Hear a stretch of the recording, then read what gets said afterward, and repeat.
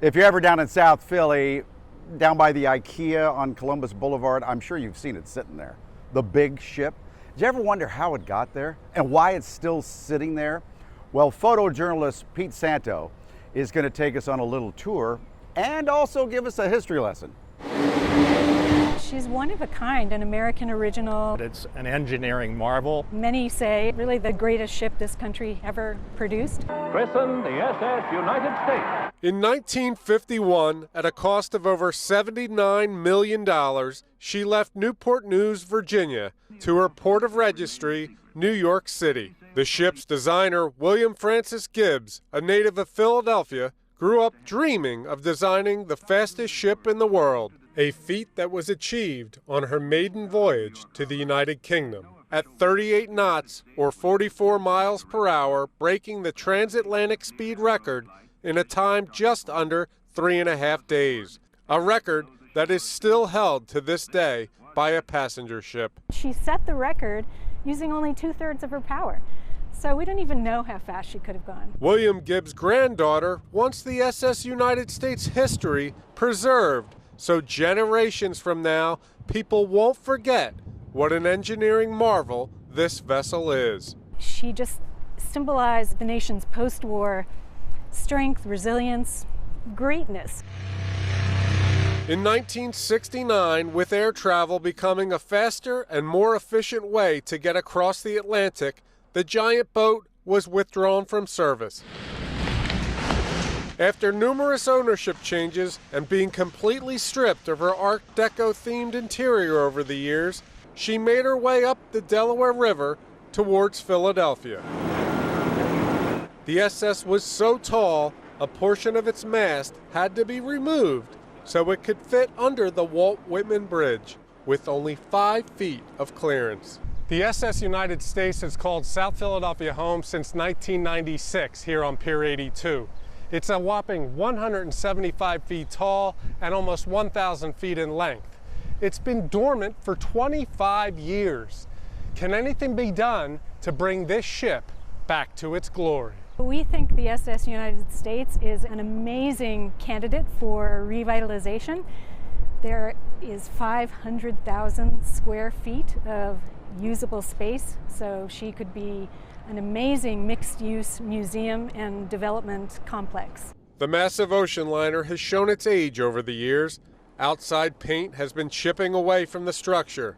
Heavy corrosion of rust can be seen anywhere from the railings to parts of the deck where you can see right through. However, because it was built so well, the bones are there to make this an attraction. She's had a rough time since she was pulled from service. She's been waiting a really long time. She's shown great grace and patience, but yeah, I think we got to get this job done.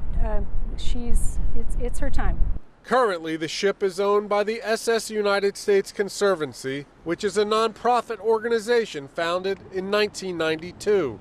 It costs $60,000 a month to dock the ship here in Philadelphia. It's a group that was formed to save the SS United States for posterity. Frank DiGiulio, who is a mariner himself, is on the board of the Conservancy, and he's hopeful that they can have her preserved so that future generations can see what a technological and artistic achievement it is. We have a partner in New York, RXR Realty. They're in it, both feet in it, and they're doing everything they can to try to redevelop this ship. Many people wonder, why doesn't someone just turn it back into a cruise liner? Frank has a simple answer. The work that would be required to modernize the ship to comply with modern regulations to put it back to sea would be cost prohibitive. So what to do now with her as she sits waiting? As you walk through, the once grand ballroom is completely empty, but being inside, you can feel the energy. There is a presence in the room. Maybe it's of the dignitaries, the stars of stage and film that walked its stern, or maybe just the thousands of former passengers that have stayed in the cabins, that makes you feel she has something left to give. She was really the ship to cross the Atlantic on back in the 50s and 60s. The Conservancy is hopeful that someone will come along and save her.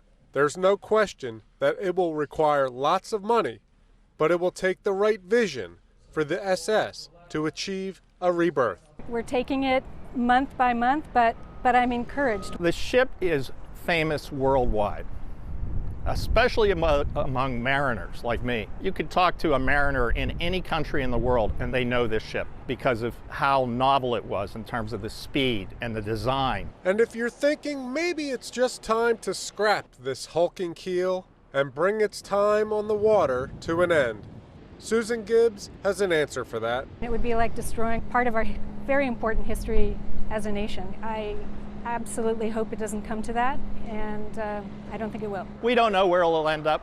It's hard to say. You know, it's a matter of economics, and that's out of our hands. As long as we're able to save it, that's all we really want. I see this ship illuminated, full of people who are in awe of what she was and what she is and what she'll become. And she will endure as this remarkable expression of American history, but also technological innovation, and she will just be alive.